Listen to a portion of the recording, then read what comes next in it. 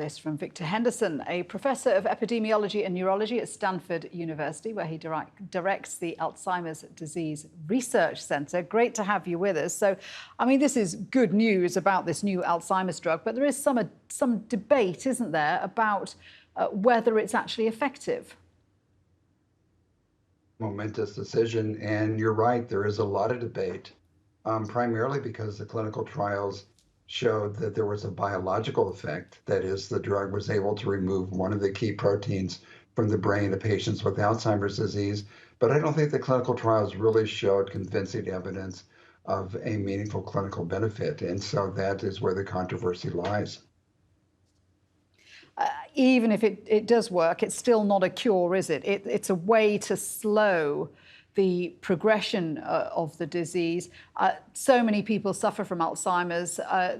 That would be a huge benefit, though, wouldn't it? Well, again, it depends on how much it slows the progression of the disease and how large the clinical benefit is. Both groups in this study got worse over time, and the clinical difference between the groups at the end of a year and a half was really quite small. In one of the two large trials, the benefits did favor the group that received the experimental medication, the Aducanumab, but in the other trial, there's really no difference in this outcome. So it remains an area that needs to be looked at more carefully, I believe. To put it into context, Alzheimer's is the 6th leading cause of death in the United States, I understand. So why hasn't there been a new drug in the last 20 years? Do you feel that there's enough work going into this distressing disease?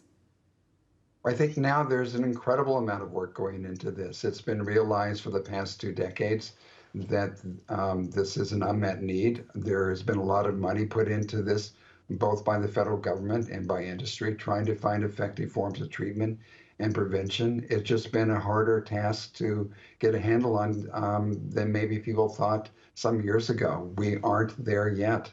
We need more effective treatments, and this is an ongoing search.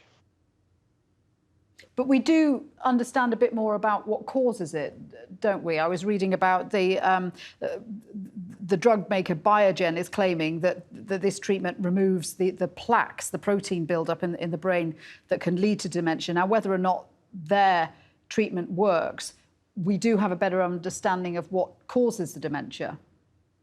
No, I think that's right. This isn't the first drug, by the way, that does remove amyloid from the brain of people with Alzheimer's disease. It is thought that amyloid is one of the key underlying biochemical abnormalities in this disorder, but it's not apparent yet that removing amyloid is going to make a clinical difference. It could be that maybe this is not quite the key thing that we thought it was. It could be that the studies, including this study, which started very early in the disease course, maybe didn't start early enough. Maybe once the process has started, a different kind of treatment is needed, a different approach is needed. We don't have those answers yet. That's really interesting stuff. Thank you very much indeed for sharing your insights with us. Victor Henderson there from Stanford Alzheimer's Disease Research Center.